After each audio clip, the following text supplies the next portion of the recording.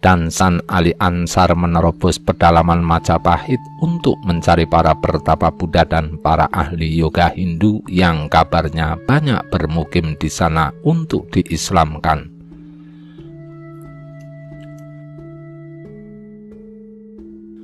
Benturan-benturan dengan para penganut ajaran pribumi membuat Syekh Siti Jenar semakin penasaran dengan ajaran sebenarnya rakyat Majapahit.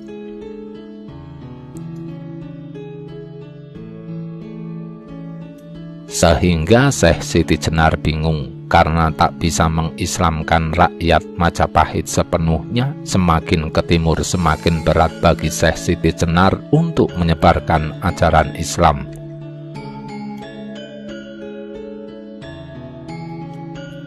Dan hal itu membuatnya marah dan penasaran dengan tokoh yang begitu dicintai dan jadi panutan rakyat Majapahit. Karena setiap pertapaan dan tempat ibadah para penganut Hindu selalu menyebut nama Sabdopalon sebagai sosok yang jadi panutan raja dan seluruh rakyat Majapahit.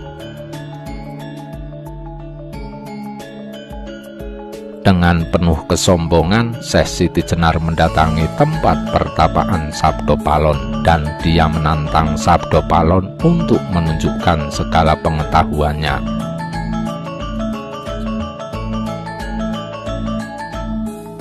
Tapi Sabdopalon tak melayaninya, dia malah mempersilahkan Syekh Siti Jenar untuk mengajarkan semua pengetahuan dan ajarannya kepada para pengikut Sabdopalon.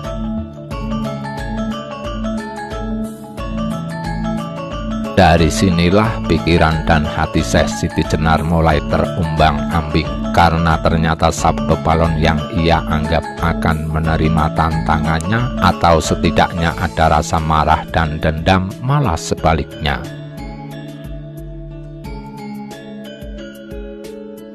Rasa penasaran Syekh Siti Jenar mulai timbul karena perilaku Sabdopalon dan para pengikutnya.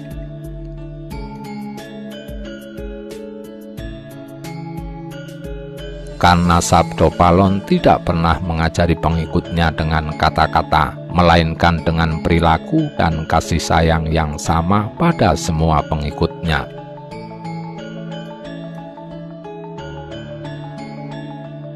Sebenarnya Sabdopalon sudah paham dengan maksud dan tujuan Syekh Siti Jenar datang ke pertapaannya, namun dia tetap menghormatinya lebih dari sekedar tamu, melainkan saudara sendiri. Hingga Syekh Siti Jenar mendatangi Sabdopalon di saat semua pengikut Sabdopalon tertidur pulas. Saat itulah Syekh Siti Jenar adu argumen dengan Sabdopalon tentang Tuhan Syekh Siti Jenar dengan Tuhan Sabdopalon.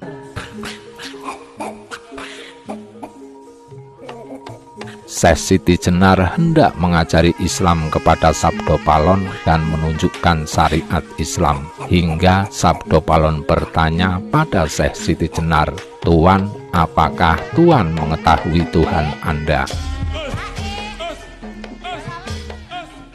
Apakah Tuan sudah bertemu Tuhan Anda sehingga Tuan yakin Tuanlah yang paling benar dan ajaran Tuan paling suci, karena Tuhan itu adalah Al-Haq atau kebenaran sejati?" Siti Jenar bukannya menjawab, malah balik bertanya pada Sabdopalon, "Apa kamu juga sudah melihat Tuhan sampai kamu berani berkata seperti itu padaku?"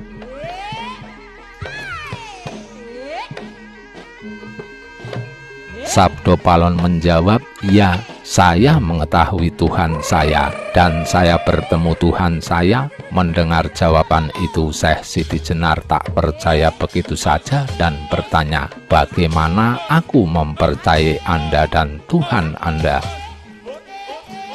Sabdo Palon menjawab, kalau Anda tidak percaya, coba tanyakan kepada Tuhan Anda. Jawab Sabdo Palon, baiklah, tunjukkan aku cara menemui Tuhanku agar aku mengetahuinya, kata Syekh Siti Jenar. Lalu Syekh Siti Jenar bertanya pada Sabdo Palon, apakah Anda sudah melihat keagungan Arsy? Sabdo Palon menjawab, sudah, bahkan aku melihat di atasnya Arsy masih ada yang lebih tinggi lagi kedudukannya. Siapa dia? Tanya Syekh Siti Jenar keheranan dan kebingungan. Sabdo Palon menjawab, Ingsun. Siapa Ingsun itu? Tanya Syekh Siti Jenar. Dialah sejatinya Tuhan, jawab Sabdo Palon dengan tenang. Siti Jenar semakin penasaran dan ingin membuktikan kebenaran ucapan Sabdo Palon. Sabdo Palon menanggapi dengan senyuman, baiklah, karena Tuhan lebih mengutamakan sujud, ya Tuhan sujud saja, pasti bertemu Tuhan.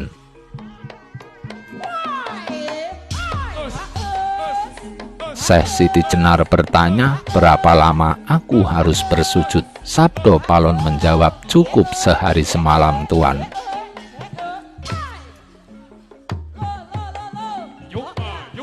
Tapi sebelum melakukan sujud, Syekh Siti Jenar berkata, jika aku tidak bertemu Tuhan, maka kamu dan seluruh pengikutmu harus ikut ajaran Islam, kata Syekh Siti Jenar dengan nada sombong.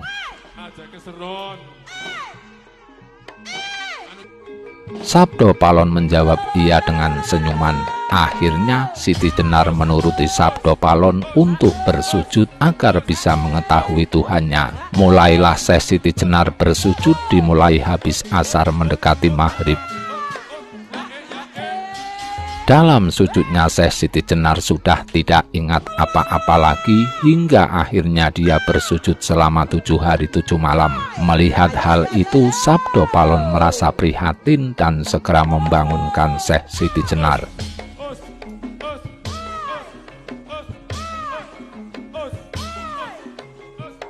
Sabdo Palon membangunkan Syekh Siti Jenar yang dalam posisi sujud didudukkan, kemudian diberi wewangian di hidungnya agar Syekh Siti Jenar cepat kembali sadar.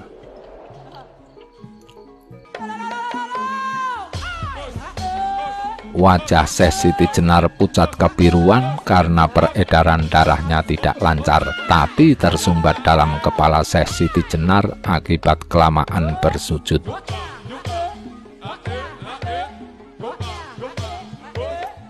Setelah sadar, Sabdo Palon bertanya lagi, berapa lama Anda sudah bersujud Tuan Syekh? Sehari semalam, jawab Syekh Siti Jenar. Sabdo Palon tersenyum menjawab, Anda lupa, Anda sudah bersujud 7 hari 7 malam. Syekh Siti Jenar merasa kaget dan tak percaya, masa selama itu, kata Siti Jenar dalam hatinya. Sabdo Palon meyakinkan Siti Jenar dan berkata, Anda lihat bulan saja nanti.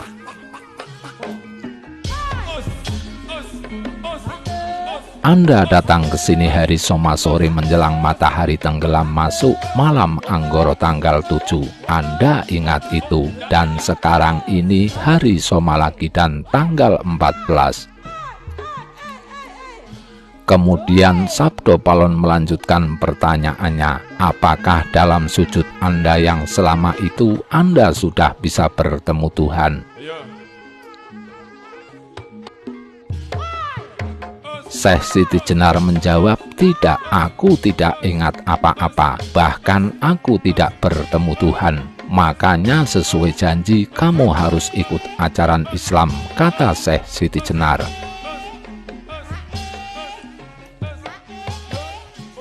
Nanti dulu, jangan gugup, kata Sabdo Palon. dengan sujud Anda yang 7 hari 7 malam saja, Anda tidak bisa melihat Tuhan atau melihat kebenaran sejati. Bagaimana dengan sujud yang cuma sebentar, kok Anda sudah merasa paling benar dan suci?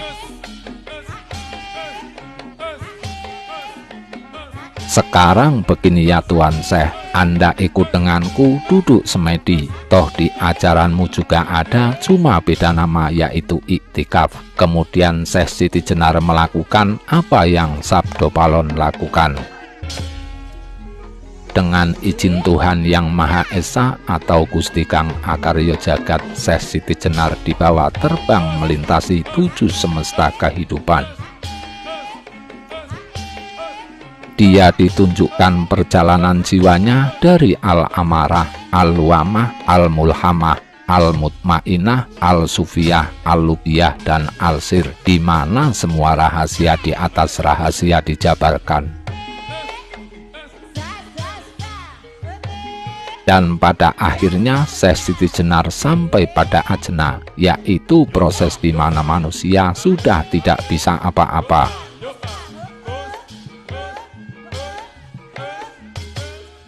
Dia hanya mengikuti kehendak kodrat yang ada pada dirinya menuju Yang Maha Kuasa. Dia sudah tidak ingat siapa dirinya, tidak ada rupa, tidak ada rasa, yang ada hanyalah keasalian atau kebakaan.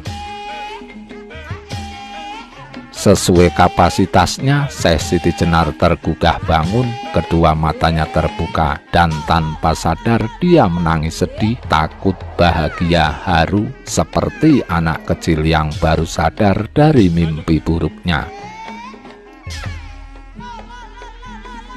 San Ali Ansar sadar betapa kecilnya pengetahuan yang selama ini dia agungkan, sampai-sampai menganggap orang lain kotor, kafir, dan masuk neraka. Dia menyadari bahwa dia telah sombong selama ini dengan pengetahuannya dan ilmunya, padahal di atas langit masih ada langit, dan masih ada langit-langit lain yang tiada pernah bertepi. Seiring waktu, Sabdo Palon pun selesai dan tersenyum menatap Syekh Siti Jenar yang masih tertunduk menangis karena bahagia, sedih, merasa salah, takut, penuh keharuan, dan sebagainya.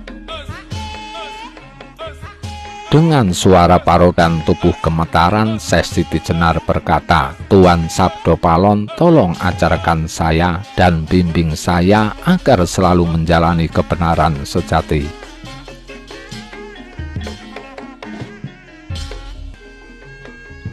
Sabdo Palon menjawab, "Tidak perlu anakku, karena ajaran Anda juga benar, hanya saja janganlah Anda merasa paling benar. Tentunya ajaran lain dan orang lain pun bisa merasa ajarannya paling benar. Anda juga tahu anakku bahwa yang maujud dan yang tertata ini adalah kebenaran dan keberadaan dari Tuhan. Pesanku, jangan Anda tinggalkan ajaran Anda ya anakku, karena itu juga benar." Syekh Siti Jenar mengangguk, Sabdo Palon pun tersenyum kemudian mempersilahkan Syekh Siti Jenar untuk meminum air bening yang sudah dicampur dengan gula aren yang rasanya beda jauh dengan kencing onta. Agar San Ali Ansar yang sudah tidak makan dan minum selama 7 hari 7 malam karena bersujud dan ditambah semedi selama setengah malam segera sehat.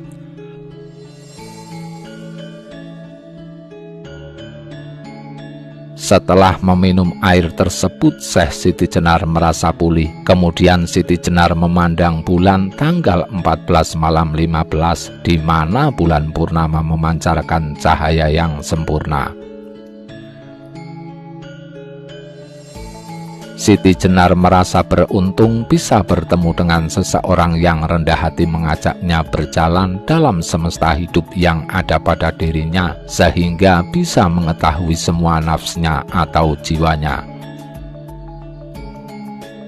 dari Al-Amarah, Al-Luamah, Al-Mulhamah, Al-Mutmainah, Al-Sufiyah, Al-Lubiyah, Al-Sir, atau dalam Jawa jiwa-jiwa itu disebut Manipuro, Anahata, Adara, Wisudi, Ayana, Adista, dan Sahasraya. Mulai saat itulah San Ali Ansar tertarik dengan ajaran Sabdo Palon dan meninggalkan ajaran yang dia banggakan, yang dia anggap paling benar dan paling suci. Tapi Sabdo Palon melarang Syekh Siti Jenar meninggalkan ajarannya yang sudah dipelajari dari kecil, karena semua itu sama halnya dengan tidak menghargai orang yang telah mengajarinya berbagai pengetahuan.